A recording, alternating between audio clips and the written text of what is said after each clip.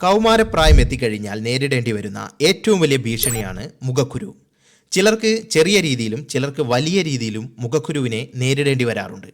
അപ്പോൾ എന്താണ് ഈ മുഖക്കുരു അല്ലെങ്കിൽ പിമ്പിൾ? മുഖക്കുരുവിനെ എങ്ങനെ നേരിടാം? നമ്മുടെ രോമക്കുഴികളിൽ സെബേഷ്യസ് ഗ്ലാൻസ് അല്ലെങ്കിൽ ഓയിൽ ഗ്ലാൻസ് ഉണ്ട്. നമ്മുടെ മുഖത്തും തലയോട്ടിയിലുമാണ് ഏറ്റവും കൂടുതൽ സെബേഷ്യസ് ഗ്ലാൻസ് ഉള്ളത്. ഇത് സീബം എന്ന ഓയിൽ ഉൽപ്പാദിപ്പിക്കുന്നു. നോർമലി ഈ സീബം രോമക്കുഴിയിലൂടെ സഞ്ചരിച്ച് സ്കിന്നിലെത്തി സ്കിന്നിനെ ലൂബ്രിക്കേറ്റ് ചെയ്യുന്നു. എന്നാൽ ചില സമയങ്ങളിൽ ഡെഡായ കോശങ്ങളും ബാക്ടീരിയയും കാരണം രോമക്കുഴി അടഞ്ഞു പോകുന്നു. ഇത് സീബത്തിൻ്റെ ഒഴുക്കിനെ തടയുന്നു. ഈ സമയത്ത് സ്കിന്നിൽ ജീവിക്കുന്ന ബാക്ടീരിയ രോമക്കുഴിയിൽ ട്രാപ്പാകുന്നു.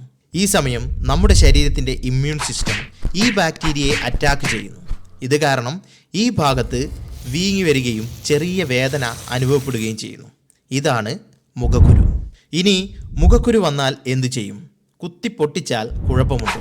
മുഖക്കുരു പൊട്ടിക്കുമ്പോൾ താൽക്കാലികമായ ഒരു പെയിൻ റിലീഫ് ലഭിക്കുമെങ്കിലും അതുകൊണ്ട് ചില പ്രശ്നങ്ങളുണ്ട്. നമ്മൾ മുഖക്കുരു ഞെക്കുന്ന സമയത്ത് ബാക്ടീരിയയും ഡെഡ് സെല്ലും പസ്സും ഓയിലുമെല്ലാം കൂടുതൽ ഉള്ളിലേക്ക് പോകാൻ ചാൻസ് ഉണ്ട്. മാത്രവുമല്ല സ്കിന്നിന് ടെമ്പററിയായി ചെറിയ പാടുകളും നിറമാറ്റവും സംഭവിക്കാം. ചിലപ്പോൾ അത് പെർമനൻ്റ് ആകാനും സാധ്യതയുണ്ട്. പിന്ന് പോലുള്ളവ ഉപയോഗിച്ച് പൊട്ടിക്കുമ്പോൾ ഇൻഫെക്ഷൻ വരാനും സാധ്യതയുണ്ട്. അപ്പോൾ ഒരു വഴിയും ഇല്ല എന്നായിരിക്കും ചിന്തിക്കുന്നത്. വഴിയുണ്ട്. മുഖക്കുരുവിനെ ഡ്രൈ ആക്കാൻ വേണ്ടി 5% benzoyl peroxide gel or cream ദിവസവും 1-2 പ്രാവശ്യം മുഖക്കുരുവിൽ അപ്ലൈ ചെയ്താൽ മതി. അല്ലെങ്കിൽ ഇതുപോലെ പിമ്പിൾ പാച്ചസ് വാങ്ങി ഉപയോഗിക്കുന്നതും നല്ലതാണ്. ഇത് എക്സസ് സീബവും പസ്സും അബ്സോർബ് ചെയ്ത് ബാക്ടീരിയയിൽ നിന്നും അഴുക്കിൽ നിന്നും പ്രൊട്ടക്ഷൻ നൽകി ഇൻഫെക്ഷൻ വരാനുള്ള സാധ്യത കുറക്കുന്നു. ചില പാച്ചസിൽ ഇൻഫ്ലമേഷൻ കുറക്കാനും സുഖപ്പെടാനുമുള്ള ഇൻഗ്രീഡിയൻസ് അടങ്ങിയിട്ടുണ്ട്.